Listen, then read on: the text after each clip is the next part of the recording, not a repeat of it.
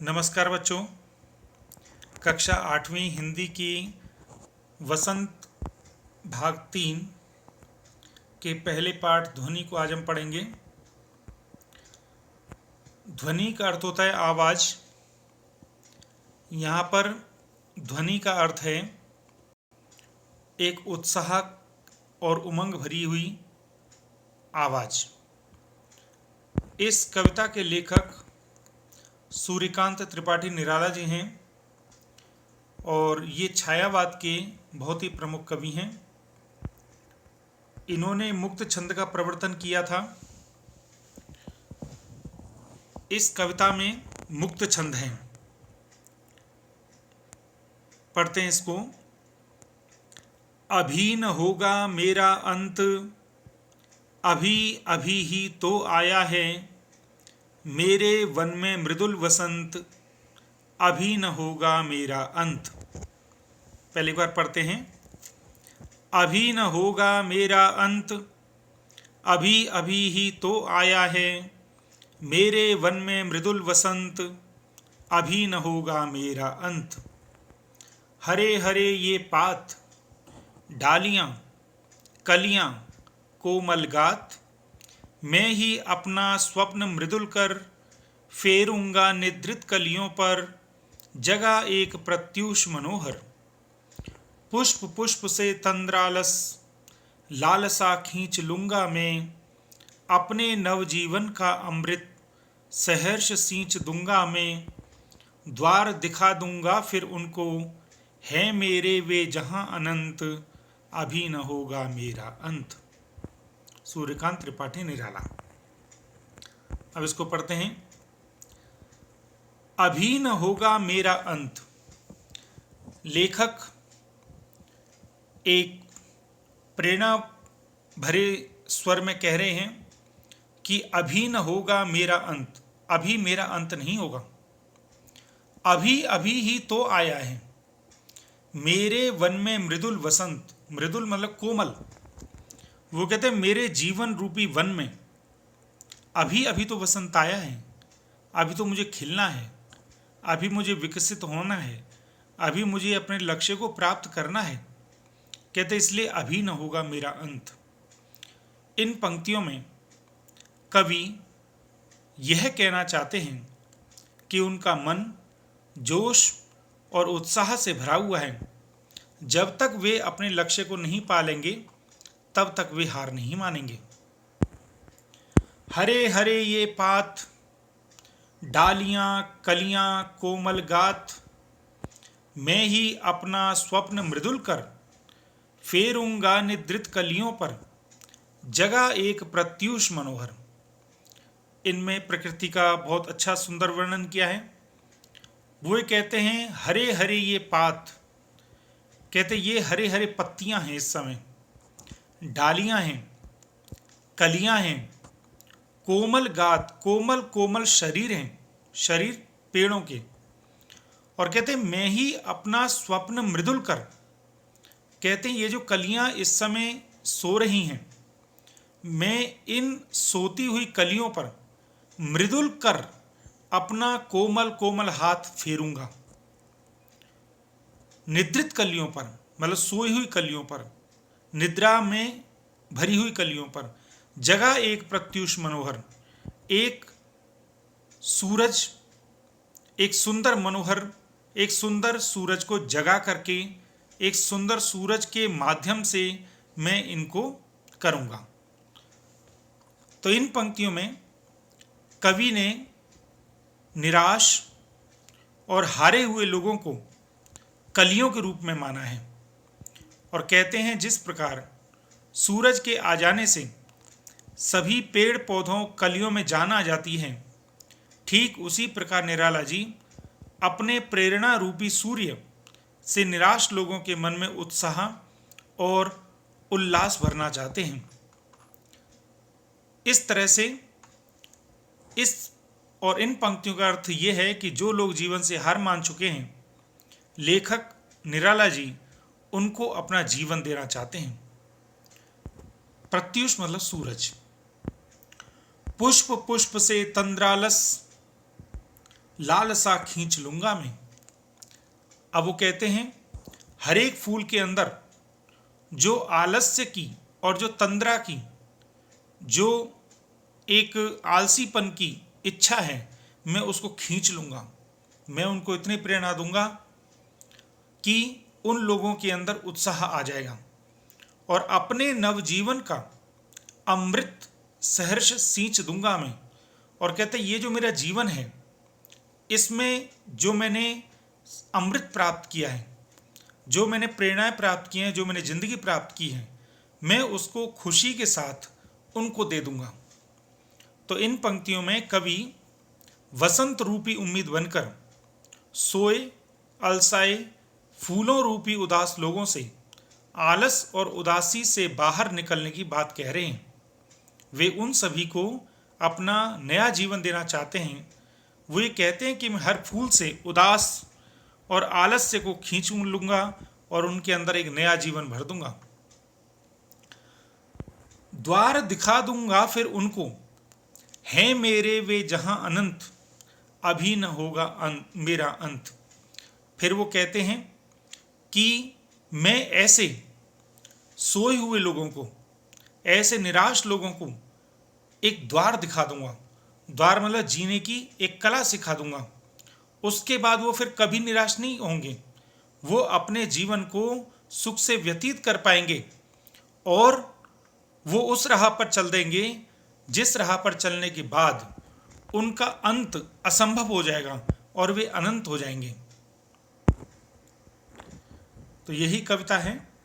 आप इस कविता को कॉपी में लिखेंगे और इसके अर्थ को लिखेंगे और इसके कठिन शब्दों के अर्थ को लिखेंगे। तो ये काम आपका 2 दिन का है और अगले 2 दिन में आप इनका अभ्यास करेंगे और उससे अगले 2 दिन में इसकी व्याकरण करेंगे। प्रश्न देखिए, जो मुख्य प्रश्न है, कवि को ऐसा क्यों विश्वास है कि उसका अंत अभी नहीं होगा? तो इसका उत्तर होगा, कवि को ऐसा विश्वास इसलिए है क्योंकि उनके अंदर जीवन जीने की उत्साह, प्रेरणा और ऊर्जा बची हुई है। वह युवा पीढ़ी को आलस्य की दशा से उबारना चाहते हैं। उन्हें अभी काफ़ी काम करना है, इसलिए उन्हें विश्वास है कि अभी उनका अंत नहीं होगा। फूलों को अनंत तक विकसित करने के लिए कवि कौन कौन सा प्रयास करता है? तो उन्हें कलियों की स्थिति से निकालकर फूल बनाना चाहता है और वह कलियों पर अपना स्पर्श फेर कर उनको खिला देना चाहता है और कवि युवा पीढ़ी को प्रेरणा से अनंत के द्वार दिखा देना चाहता है। प्रश्न तीसरा, कवि पुष्पों की तंद्रा और आलस्य दूर हटाने के लिए क्या करना चाहता है? तो इसका उत्तर होगा, कवि पुष्पों और तंद्रा आलस्य को दूर हटाने के लिए उन पर अपना हाथ फेर कर उन्हें जगाना चाहता है तथा सुबह के होने का उनको संदेश देना चाहता है। यहाँ पर कलियाँ आलस्य में पड़े हुए युवकों का प्रतीक हैं, इसलिए कवि उनमें नया उत्कर्ष जगाना चाहता है। ये तीनों प्रश्न ऐसे हैं जिनके उत्तर सीधे कविता से निकलेंगे। अब एक कविता से आगे, अर्थात इनके प्रश्नों के उत्तर कविता से नहीं, आपको थोड़ी कल्पना से इनको उत्तर निकालना पड़ेगा। वसंत को ऋतुराज क्यों कहा जाता है? तो वसंत को ऋतुराज इसलिए कहा जाता है कि इस ऋतु में न तो अधिक ठंड होती है न अधिक गर्मी होती है। इस ऋतु में सारे जो तत्व हैं, पृथ्वी, जल, अग्नि, तेज, वायु, आकाश, वो अपने सुहावने रूप में होते हैं। पेड़ों पर नई कोंपलें आ जाती हैं, चारों ओर हरियाली छा जाती है, शीतल मंद हवा सबको मोहित कर देती है, इसलिए वसंत को ऋतुराज कहा जाता है। प्रश्न अगला, वसंत ऋतु में आने वाले त्योहारों के विषय में आप जानकारी इकट्ठी करें। तो इस समय आने वाले त्योहार हैं होली, वसंत पंचमी, देवी सरस्वती की पूजा और वैशाखी। ऋतु परिवर्तन का जीवन पर गहरा प्रभाव पड़ता है। आप इस कथन की आप किन किन बातों से पुष्टि कर सकते हैं? तो ये बात सही है, क्योंकि मौसम का प्रभाव व्यक्ति पर पड़ता ही है। जब गर्मी होती है तो ज़्यादा लू हो जाती है, इसलिए लोग लू से बच करके चलते हैं। घरों में रह करके ही दोपहर में ज़्यादा से ज़्यादा काम करते हैं।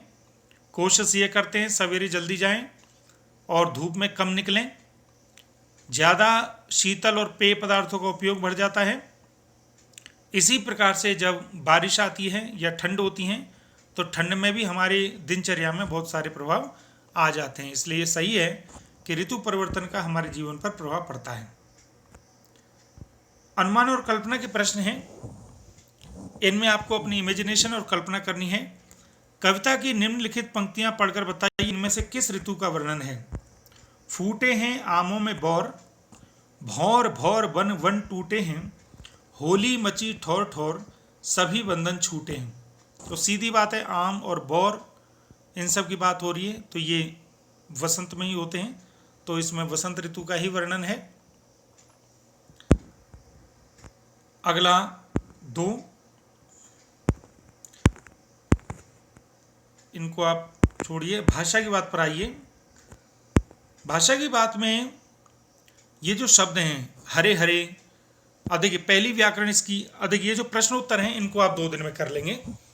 अब अगले 2 दिन के लिए आपको मैं इस पाठ के अंदर से ग्रामर दिखाता हूँ। पहली व्याकरण है पुनरुक्त शब्द। कौन से शब्द? पुनरुक्त शब्द।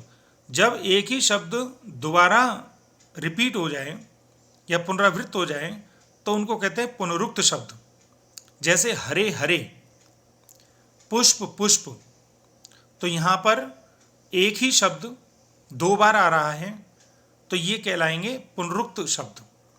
और दूसरी व्याकरण है इसमें यमक अलंकार। ध्यान दें, जब शब्दों को अलंकार से सजाया जाता है तो शब्द अपना चमत्कार देते हैं। तो एक अलंकार है यमक अलंकार। यमक अलंकार क्या है, ध्यान से सुने। जब एक ही शब्द कई बार आए लेकिन उसका अर्थ अलग अलग हो तो वहाँ पर यमक अलंकार होता है। दोबारा बोलिए, यमक अलंकार क्या होता है? जब एक ही शब्द 2 या अधिक बार आए लेकिन उसका अर्थ हर एक जगह पर अलग अलग हो तो उसको यमक अलंकार कहते हैं। उदाहरण है, जो 3 बेर खाती थी वो 3 बेर खाती थी। अब यहाँ पर बेर शब्द 2 बार आया है तो पहले बेर का अर्थ है कि जो फल बेर होता है और दूसरी बेर का अर्थ है समय। तो इस पूरे वाक्य का अर्थ हो गया कि एक ऐसी स्त्री है या एक ऐसी महिला है जो 3 टाइम 3 बेर नाम के फ्रूट खाती है। तो यहाँ पर बेर शब्द 2 बार प्रयोग हुआ है लेकिन उसके अलग अलग अर्थ हैं। एक अर्थ का मतलब समय है और दूसरे अर्थ का अर्थ फ्रूट है। इसीलिए यहाँ पर कौन सा अलंकार है? यमक अलंकार। तो आप व्याकरण में क्या लिखेंगे? पहला पॉइंट लिखेंगे पुनरुक्त शब्द, वे शब्द जो बार बार आते हैं। उदाहरण, हरे हरे, काले काले बादल आज आसमान में उड़ रहे हैं, मेरे पास बहुत अच्छे अच्छे फल हैं। इस तरीके से 5 उदाहरण लिखेंगे। और दूसरी व्याकरण है यमक अलंकार। तो इसकी परिभाषा लिखेंगे, जब एक ही शब्द कई बार आए और उसका अर्थ अलग अलग हो उसको यमक अलंकार कहते हैं। उदाहरण लिखोगे, वह 3 बेर खाती थी, वह 3 बेर खाती थी। पहले बेर का अर्थ फल और दूसरे बेर का अर्थ समय। इसी प्रकार से और भी उदाहरण मिलते हैं। कनक कनक ते 100 गुने, मादकता अधिकाय, या खाए बोरावई वा पाए बोराए। एक कनक का अर्थ है सोना और एक कनक का अर्थ है धतूरा। इसी प्रकार मन का भी शब्द एक दोहा है, वहाँ पर आता है, कर का कर वो मन का मन में डारी दे। एक मन का अर्थ है मन का और एक मन का अर्थ है जो हाथ में माला फेरते हैं वो मन का। तो ऐसे वाक्यों को आप एकत्रित कीजिए। ठीक है, इसको छोड़िए, आप इसको वहीं पर कर लेंगे। एक व्याकरण हो गई पुनरुक्त शब्द, एक व्याकरण हो गई यमक अलंकार। तीसरी व्याकरण देखिए, विशेषण और विशेष्य। विशेष्य मैं आपको इससे थोड़ा अलग हटके बता रहा हूँ, मैं शब्दों को आपको नहीं पढ़ा रहा हूँ यहाँ पर। विशेष्य क्या है? हम जिस किसी की विशेषता बताते हैं वो विशेष्य कहलाता है और उसकी जो विशेषता होती है वो विशेषण कहलाती है। जैसे हमने कहा काले बादल, तो किसके बारे में बता रहे हैं? बादल के बारे में। तो बादल क्या हो गया? विशेष्य। अब बादल की विशेषता क्या है? काले, तो काले क्या हो गया? विशेषण। समझ में आ गया आपको? जिसकी विशेषता बताते हैं उसको विशेष्य कहते हैं, और उसकी जो विशेषता होती है उसको विशेषण कहते हैं। अब ध्यान दें, ये जो विशेषण होता है वो 4 तरीके का हो सकता है। अर्थात किसी भी शब्द की जो विशेषता है वो 4 तरीके से हो सकती है। या तो वो अच्छाई और बुराई के रूप में हो सकती है, उसको गुणवाचक विशेषण कहते हैं। जैसे मेरे पास एक बहुत ही खुशबूदार फूल है, या आप कहें कि मेरे घर के बाहर एक बदबू भरा डस्टबिन है, तो ये दोनों किस में आएंगे? गुणवाचक में। तो ये ऐसे विशेषण आएंगे गुणवाचक विशेषण। दूसरा है परिमाणवाचक विशेषण। ऐसे विशेषण जो किसी मात्रा, मापतोल को बताते हैं। जैसे मेरे पास 2 किलो चीनी है, या मेरे को शर्ट बनाने में 2 मीटर का कपड़ा लगता है, या इस डिब्बे का वजन 250 ग्राम है। तो जब हम मीटर में, तोल में, किलो में, परिमाण में जब हम लेते हैं, जैसे वह लड़का 30 किलो का है तो वो परिमाणवाचक है। तो जहाँ पर हम माप, तोल ये लेते हैं तो ऐसे विशेषण क्या कहलाते हैं? परिमाणवाचक विशेषण। तीसरा भाग है विशेषण का संख्यावाचक विशेषण। वाचक मतलब बताने वाले, तो गुण को बताने वाले गुणवाचक विशेषण, परिमाण को बताने वाले परिमाणवाचक विशेषण, संख्या को बताने वाले संख्यावाचक विशेषण। तो संख्यावाचक विशेषण कैसे हैं? एक बच्चा जा रहा है तो एक, देखो आसमान में 10 पंछी जा रहे हैं, संख्यावाचक है ना। तो जहां पर संख्याएं आती हैं वो संख्यावाचक विशेषण। और सार्वनामिक विशेषण, जो ऐसे विशेषण जो सर्वनाम को बताते हैं, जैसे यह लड़का, वह लड़की, इस लड़के का, इस पुस्तक का रंग गुलाबी है, यह पुस्तक मोटी है। तो यह, वह, इसका और इसके जितने भी रूप हैं 7 कारकों में, 8 कारकों में जो भी हैं, वो सब सार्वनामिक विशेषण में आएंगे। जैसे यह, ये दोनों, ये सब, इसको, इन दोनों को, इन सब को, इसके द्वारा, उनके द्वारा, इन सब के द्वारा। तो जहाँ पर भी यह, वह और उसके प्रयोग आएंगे वो सब कहलाएंगे सार्वनामिक विशेषण। तो 3 तरह की व्याकरण हुई: पुनरुक्त शब्द, यमक अलंकार, विशेषण विशेष्य में विशेषण के 4 प्रकार के भेद और उनके उदाहरण। तो ये आप अगले 2 दिन में करेंगे। वसंत पर अनेक सुंदर कविताएं हैं, आप कविताएं कहीं से संकलित कर सकते हैं। इसके लिए मैं एक आपको अच्छी साइट बताता हूँ। साइट है कविता कोश, जिस पर लगभग 2 लाख कविताएं हैं। दूसरा है शब्दकोश में वसंत शब्द का अर्थ देखिए। डिक्शनरी में आप अपने विद्यालय की लाइब्रेरी में जाकर के किसी भी डिक्शनरी को देखें, हिंदी की। अवश्य हमें डिक्शनरी देखनी चाहिए, क्योंकि उससे हमें पता चलता है कि हम शब्द को कितना जल्दी खोज सकते हैं और उस शब्द से संबंधित कितने शब्द और बनते हैं। तो वसंत का अर्थ एक ऋतु है, वसंत का अर्थ फूलों का गुच्छा भी है। तो शब्दकोश में शब्दों के अर्थों के अतिरिक्त भी बहुत सारी जानकारी मिलती हैं, उन्हें आप अपनी कॉपी में लिखिए। तो आप केवल इतना ही करें कि कभी विद्यालय के पुस्तकालय में जाएं और वहाँ पर हिंदी के शब्दकोश को उठाएं और उसके अंदर वसंत शब्द को ढूंढें। ऐसा भी कर सकते हैं, कोई भी 5 शब्द पुस्तक से ढूंढें और 5 दोस्त बैठ जाएं और ये देखें उस शब्द को कौन सबसे पहले बच्चा ढूंढ सकता है। तो शब्दकोश में शब्दों को ढूंढना भी एक कला है। तो मुझे उम्मीद है आपको यह वीडियो समझ में आई होगी। पहले 2 दिन में कविता लिखना, कविता का अर्थ लिखना, कविता के कठिन शब्दों के अर्थ लिखना। दूसरा, अगले 2 दिनों में प्रश्नों के उत्तर लिखना, और अगले 2 दिनों में व्याकरण के 3 भाग, पुनरुक्त शब्द, यमक अलंकार और विशेषण विशेष्य में विशेषण के भेद। और 1 दिन में आप इस पूरे पाठ की पुनरावृत्ति करेंगे। अगर आपको कोई और समस्या हो तो मुझसे आप संपर्क कर सकते हैं। आपका कोई सुझाव हो तो मुझे बता सकते हैं। आपको अगर वीडियो पसंद आए तो आप इसको लाइक, शेयर और सब्सक्राइब कर सकते हैं। आपका बहुत बहुत धन्यवाद। जय हिंद।